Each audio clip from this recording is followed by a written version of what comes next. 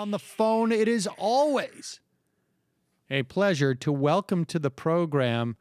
He writes for just about every single publication that is worth reading, from the New Republic to Salon to Fiscal Times to the Pacific Standard. I don't know how you do it, but I go to his Tumblr site every day to see what he is, where he has written around the internets on any given day. It is, of course, David Dayen. Hello, David. Hello. So, David, you had a couple of pieces out about the budget. I want to start with what's happening with, in one of the, President Obama's budget has come out, and it is a lot better than his previous ones. And before we get to that, and to some elements of it that I know that you are also critical of, let's talk about what is at least making this push against austerity. And part of it is maybe that President Obama has no election facing him, but part of it is also coming from the Senate and Bernie Sanders. Tell us what's happening with Bernie Sanders, because Stephanie Kelton's been a guest on this program multiple times, and this is a pretty big deal, her new position.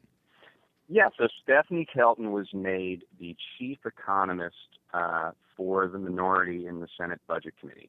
Bernie Sanders this year became the ranking member of the Budget Committee.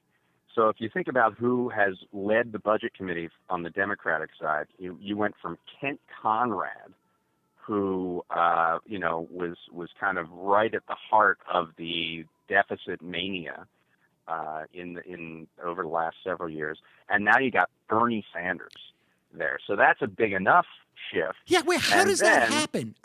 Because that seems to be pretty dramatic. Because at one point, it happens because of seniority, right? That's the way that you move up through the ranks and become the ranking member. Now, actually, Patty Murray was in between there, and she was the ranking member and actually leader of the committee when Democrats held the Senate. But I believe she went off to, part of the leadership and gave up the chair to Bernie Sanders. And Bernie Sanders has hired people like Stephanie Kelton. She hired Matt Stoller, actually, I believe has been on the show as well. And a lot of really interesting progressive types who have really changed, or are at least trying from their position in the minority, trying to change the conversation around budgets. Now, if you've had Kelton on, you know that she's a proponent of this modern monetary theory, which is this idea that essentially that governments that print their own currency can't run out of money.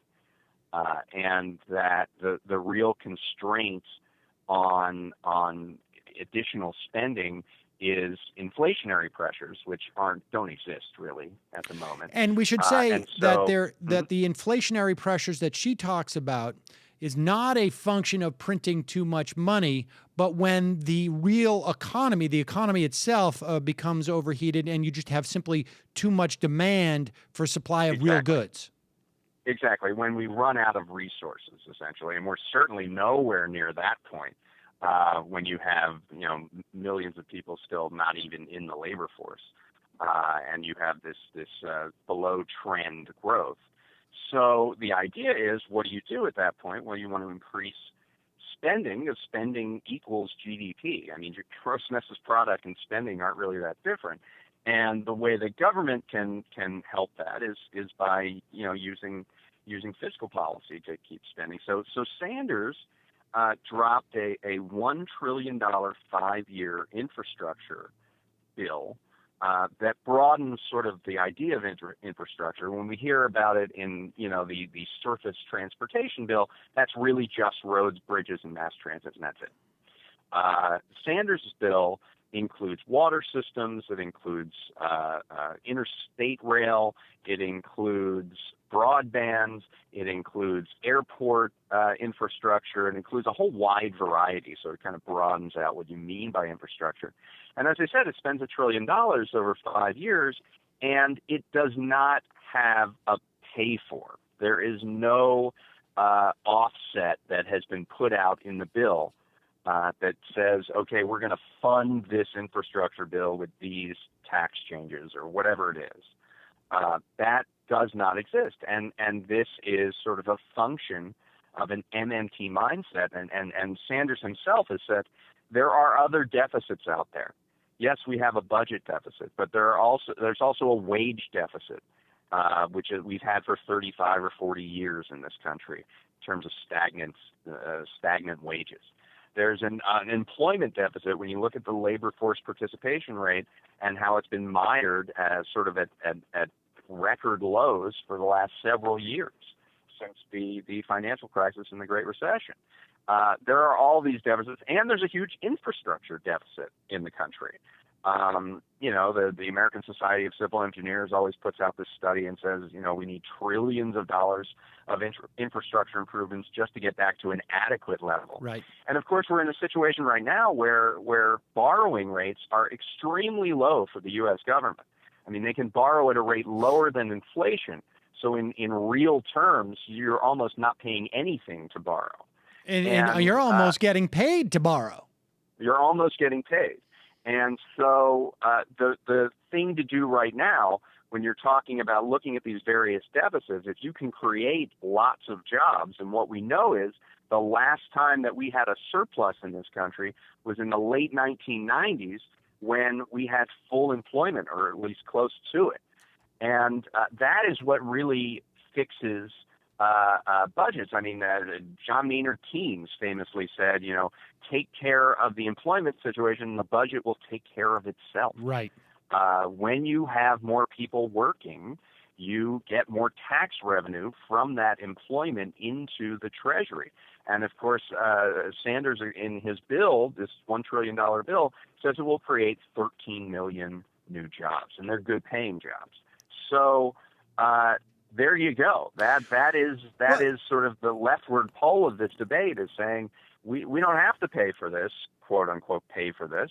We can fill the deficit in employment and wages, and have that be an improvement to the budget all by itself.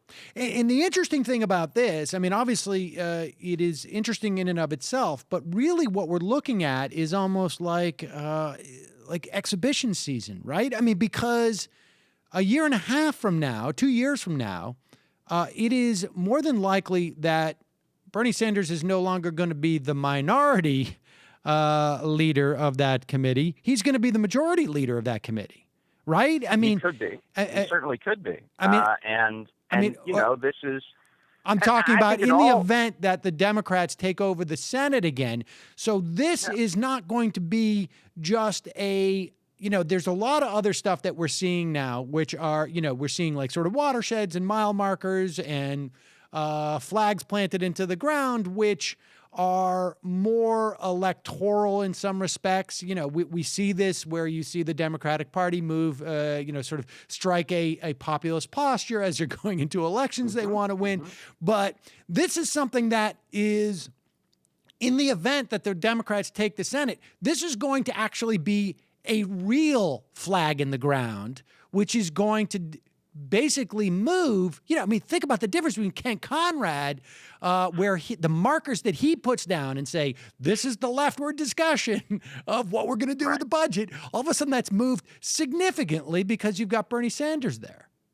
I think it's already moving. I mean, if you look at the president's budget and the fact that he is calling for a 7% increase in the budget and going above the sequestration limits by $74 billion, it's already kind of changing the debate. And of course, we're not that long. It wasn't that long ago that Dick Cheney famously said that Reagan-proved deficits didn't matter. And Republicans have an interest in increasing spending limits, particularly around defense, of course. But they do have an interest in doing that going into an election year. And so, sometimes these conversations just change, and Washington ends up doing something pretty decent, even if it doesn't want to, or if it postures against it. The reason the pay for sort of isn't in there is that they didn't want to get into a political discussion, because as soon as you put a pay for in there, all of a sudden it becomes about that pay for, and you have a fight over that. They're trying to get agreement on the need for drastic improvements in infrastructure. But that kind of becomes a self-fulfilling prophecy in some ways if after everybody agrees and they don't find a decent way to agree on paying for it, well, then they just drop that. Right. So, I mean, that happens, and it can happen, and you see the shifts that are happening.